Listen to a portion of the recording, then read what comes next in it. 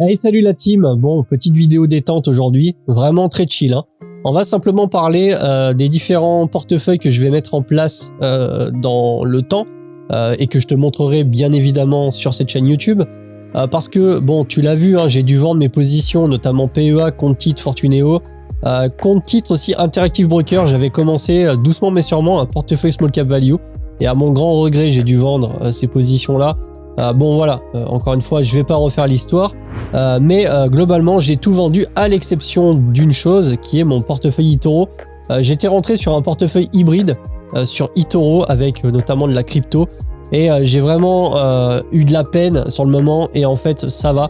J'ai pas été contraint de vendre toutes les lignes, notamment sur Solana où j'étais un petit peu dans le négatif parce qu'il y a des variations de marché. Mais concrètement, à partir de maintenant, eh bien, qu'est-ce qui va se passer sur la chaîne? Quelles sont les stratégies que je vais mettre en place, notamment sur l'investissement boursier, les différents portefeuilles, parce que tu t'imagines bien que l'histoire ne s'arrête pas là. On entame, comme je l'ai montré, la saison 2 sur le suivi du PEA et je vais également mettre en place différents portefeuilles et cette vidéo a pour but que je t'explique un petit peu comment je vois les choses, en tout cas à l'instant T, c'est-à-dire maintenant où je fais cette vidéo. Bien sûr, il y aura certainement des changements en cours de route, de la modification, de l'adaptation, c'est totalement normal. Mais concrètement, qu'est-ce qui va se passer? Alors, premièrement, sur mon PEA, ça va être plus ou moins exactement ce que tu as vu sur les séries et le suivi du PEA mensuellement, l'épisode que tu as tous les mois. Ça sera de l'ETF. Donc là, j'ai commencé par l'ETF de chez BNP, le Easy S&P 500 en accumulatif. Je vais également rajouter du Nasdaq, ça c'est sûr, parce que je vais pas trop faire le dessin, mais je crois fortement en l'intelligence artificielle et en la technologie. Donc j'ai envie d'avoir du Nasdaq pour surpondérer un petit peu les valeurs tech. Et je vais également prendre un petit pourcentage de Nasdaq à effet de levier.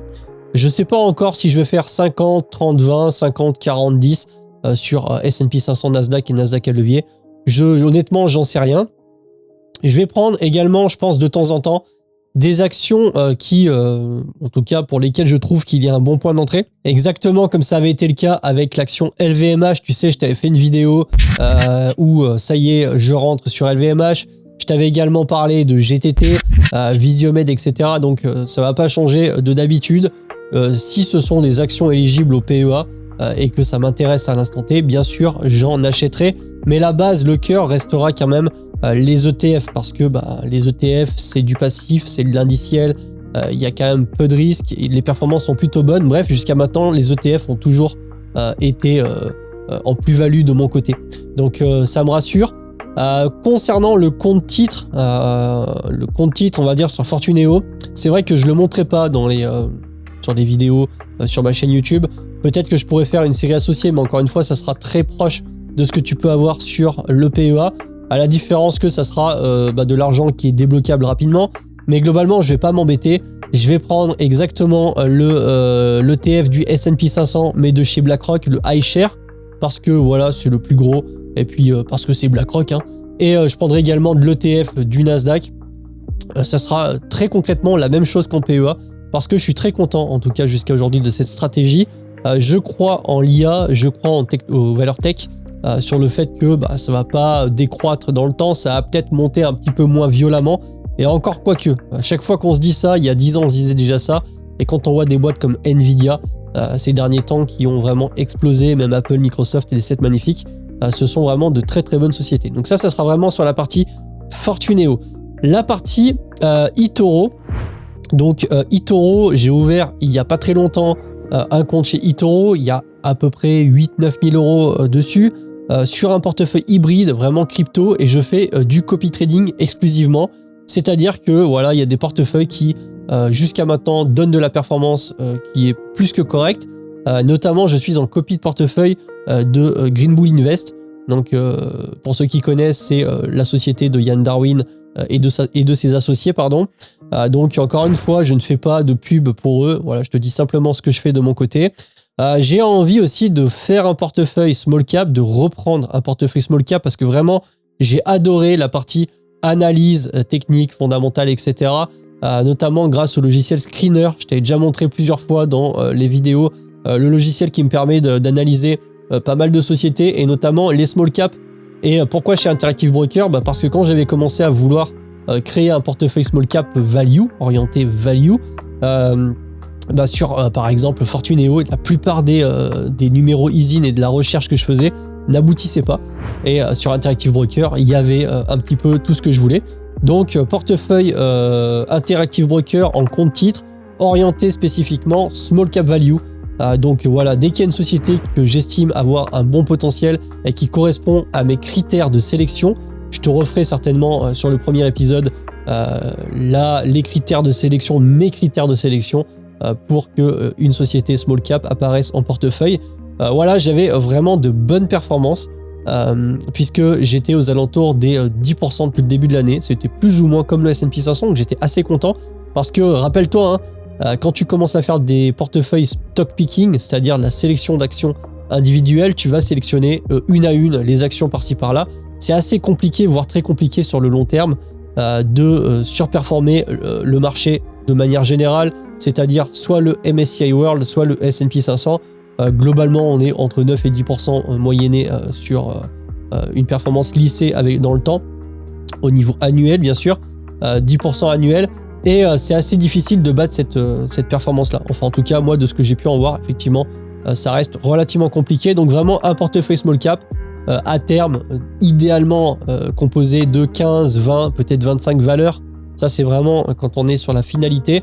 Et ensuite, faire de la location, vendre les lignes qui me semblent être les moins bonnes pour acheter celles que, justement, j'ai envie d'acheter à l'instant T. Donc ça, c'était exactement ce que j'avais mis en place sur le suivi du portefeuille small cap value, mais malheureusement, un peu tout s'est un peu arrêté comme ça. C'était pas vraiment prévu encore une fois, mais voilà, je me fais pas de soucis parce que on va reprendre tout ça. C'est qu'une question de temps et moi, je sais que je suis persévérant.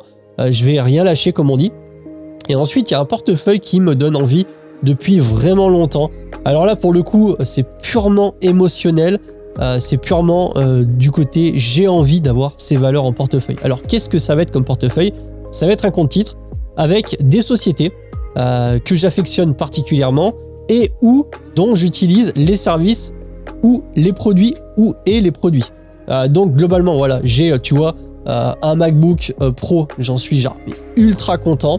Eh bien pareil, j'ai un iPhone et j'ai des AirPods, etc. Bref, j'adore les produits Apple.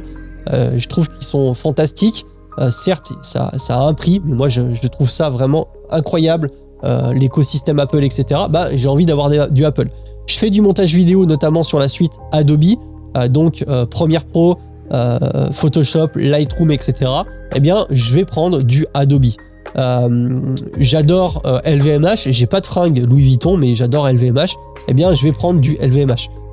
Microsoft est une société que je trouve vraiment très cool. Eh bien, je prendrai du Microsoft. Vraiment, je vais faire un portefeuille comme ça, basé sur les valeurs qui me font envie, les valeurs que j'ai vraiment envie d'avoir en portefeuille. Ça sera un petit peu un portefeuille chouchou, même si encore une fois, peut-être qu'il va sous-performer de ouf le reste, mais en tout cas, c'est des valeurs que j'ai envie d'avoir parce que c'est des sociétés que je trouve vraiment incroyables et je pense qu'elles ont peut-être pas encore tout dévoilé, tout donné. Donc vraiment, si je récapitule, en gros, je vais avoir dans un premier temps un PEA et un compte titre sur Fortineo avec une grosse base ETF, vraiment une grosse base ETF. Ensuite, un portefeuille hybride crypto avec un copy trading sur eToro. Donc ça, c'est déjà en place. Il faudrait que je refasse une vidéo pour te montrer un petit peu où ça en est, mais en gros, il n'y a pas grand-chose qui a bougé. On est un petit peu dans le cycle crypto, voilà, ça monte, ça baisse. Le mois dernier, j'ai fait moins 25%. Ce mois-ci, je suis à plus 24%. Bref, il est très volatile, ça s'équilibre. Un portefeuille small cap value, il n'y avait pas forcément beaucoup de monde qui était intéressé sur ce suivi-là, mais en tout cas, ceux qui regardaient étaient vraiment super contents d'avoir leurs épisodes, donc ça va revenir sur la chaîne. Il n'y a pas de souci, c'est simplement qu'au début, il va me falloir des liquidités. Je t'avoue que là, au niveau financier, au niveau de mon compte bancaire, il se sent beaucoup plus léger tout à coup, tu vois, vu que j'ai fait un apport relativement conséquent pour la maison. Mais c'est pas un souci, puisqu'on développe tout ça et on fait en sorte d'avoir plusieurs sources de revenus, donc normalement, ça devrait rentrer. Mais bon, si j'ai envie de faire tout ce que j'ai envie de faire en même temps, il me faudrait 15 000 € par mois. T'as vite compris que c'était pas encore ça, mais peut-être un jour. Donc j'en étais portefeuille eToro, le portefeuille Interactive Brokers Small Cap Value. Donc ça sera vraiment de la small cap orientée value, donc le value investing. Exactement ce que tu peux retrouver globalement dans le livre L'investisseur intelligent. D'ailleurs,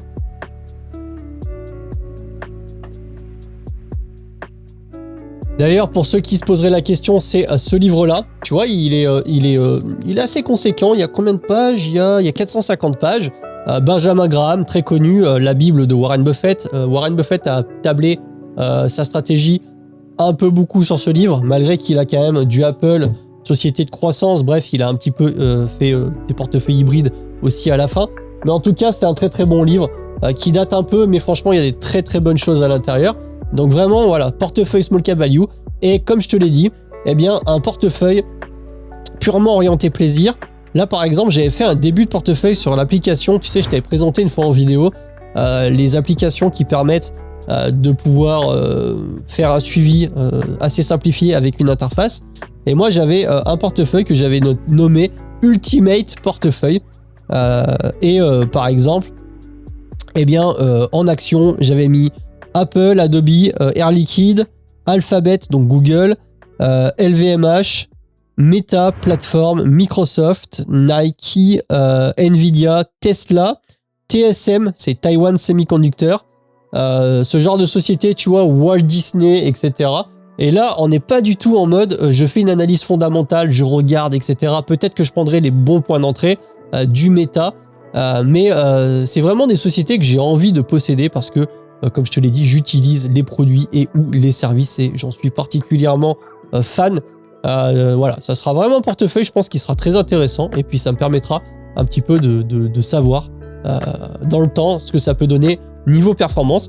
Et je te l'ai dit il y a aussi quelques temps, je vais commencer à investir en DCA dans la crypto-monnaie, principalement Bitcoin et Ethereum, avec aussi Solana.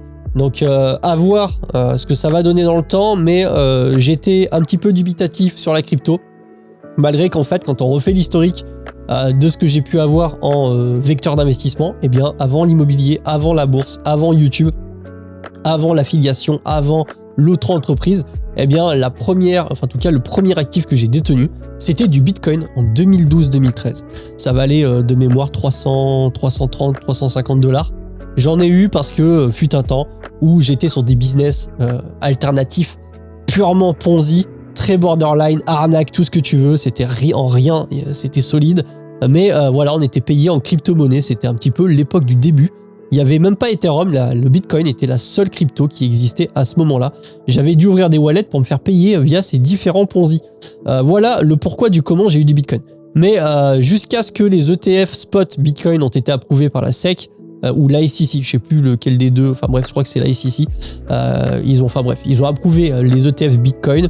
Je me dis que ça y est, il y a un truc qui s'est passé, peut-être que c'est un peu plus officiel.